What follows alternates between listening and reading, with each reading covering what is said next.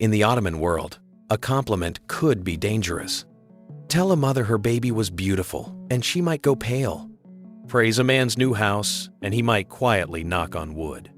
Because everyone, from the poorest farmer to the Sultan himself, believed in one invisible force above all others. The evil eye, a glance of envy powerful enough to curse a child, kill livestock, and ruin a fortune. And the whole empire was built, quietly, around defending against it. The Ottoman Empire was a place of mosques, scholars, and law. It was also a place of charms, omens, dream readers, and curses woven through every level of society. These beliefs weren't just for the uneducated. Sultans timed wars by the stars. Scholars wrote books of omens. The most powerful people in the empire took the unseen world completely seriously. Today, 20 Ottoman superstitions and beliefs that shaped how people lived, married, traveled, and ruled. If you like the strange corners of history, subscribe. New episode. Let's go. Number 1. The single most important belief in everyday Ottoman life was the evil eye. People believed that envy, even unintentional, could carry real harm through a single look. A jealous glance at a healthy child or a good harvest could bring sickness and ruin. Protecting against that glance was a daily, constant concern for millions of people. Number 2. The defense was the nazar, the blue glass eye, still seen across the region today. Pinned to babies, hung in doorways, tied to animals, and built into walls, the blue eye was thought to absorb or deflect the curse. When one cracked, people didn't see a broken trinket. They saw proof that it had done its job and taken a curse meant for them. Number 3. Because praise was dangerous, the Ottomans built rituals around softening it. A compliment might be followed immediately by a protective phrase, a touch of wood, or a small dismissive remark, anything to avoid attracting the eye's attention. In a culture where admiration could curse you, people learned to praise, carefully, or not out loud at all. Number 4. When someone felt a curse had landed, the cure was often smoke and ritual. Special seeds and herbs were burned, prayers were recited, and the smoke was passed around a person, a child, or a shop to cleanse it. The empire had doctors and scholars, but for an unlucky streak, many people reached first for a handful of smoking seeds. And these beliefs didn't stop at the poor man's door. They went all the way up to the throne. Number 5. The empire kept official astrologers, and they helped decide when to go to war. The court astrologer would calculate favorable days for launching campaigns, holding ceremonies, or founding buildings. Major decisions of state could be delayed or rushed to match the position of the stars. The fate of armies sometimes hinged on a horoscope. Number 6. Each year, the astrologers produced an official almanac predicting the year ahead, and it was taken seriously at the highest level. It forecast wars, weather, disasters, and the fortunes of the empire. The Sultan rewarded the astrologer for the book. A bad prediction could shape the mood of an entire court for a year. Number 7. Comets and eclipses were read as warnings, often of a ruler's death or a coming disaster. When a comet appeared, people braced for catastrophe, and chroniclers later linked it to whatever bad thing happened next.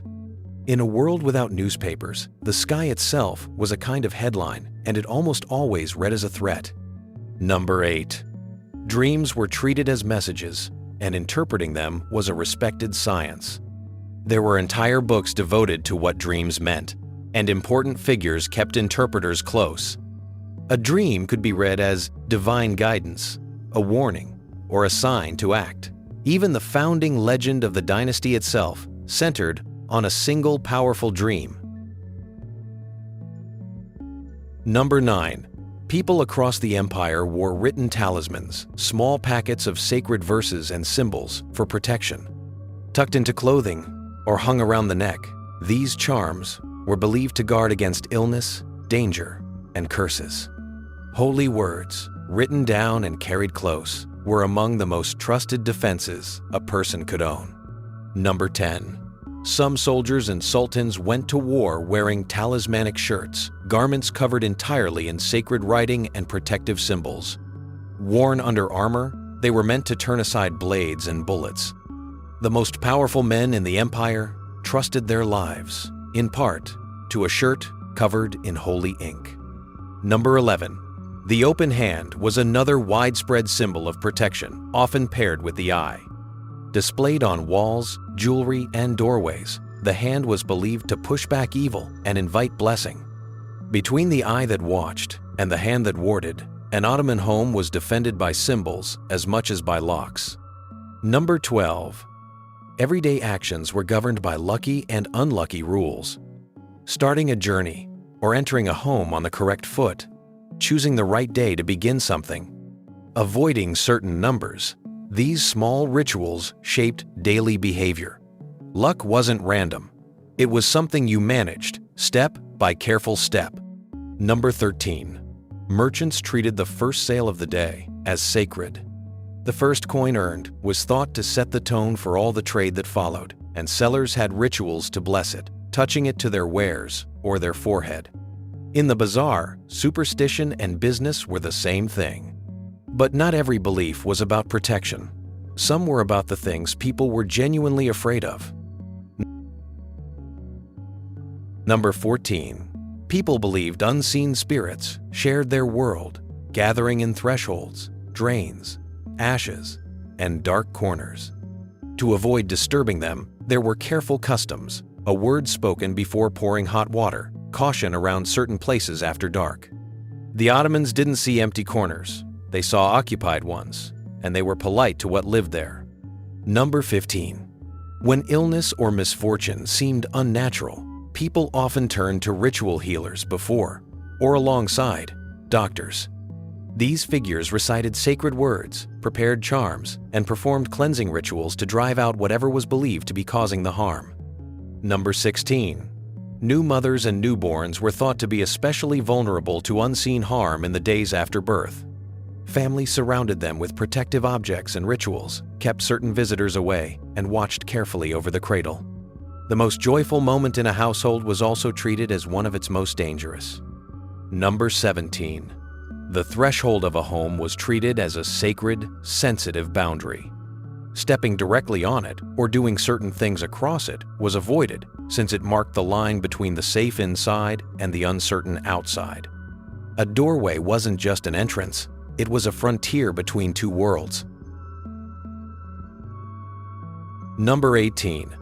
People tied cloth and made wishes at sacred trees, springs, and tombs, hoping for children, health, or luck.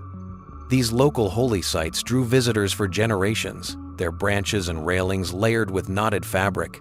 Official religion frowned on some of it, but the practice was unstoppable, and in places it continues to this day. Number 19. Many of these beliefs never died. The blue eye still hangs in cars, shops, and homes across the region today. People still touch wood, still guard their luck, still soften a compliment out of old instinct. The empire is gone, but its superstitions are still working, quietly, in the background of modern life. Number 20. The strangest thing about Ottoman superstition is how it lived comfortably beside serious religion, science, and law. The same person could pray devoutly, study philosophy, and still pin a blue charm to a baby. These beliefs weren't a sign of ignorance. They were a parallel system of comfort and control, running alongside everything else, for everyone, top to bottom. For 600 years, the Ottoman world was protected not just by walls and armies, but by charms, smoke, sacred words, and a careful watch on the stars.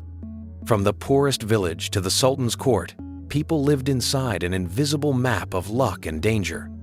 Most of the empire is gone now, but the blue eye still hangs in the doorway.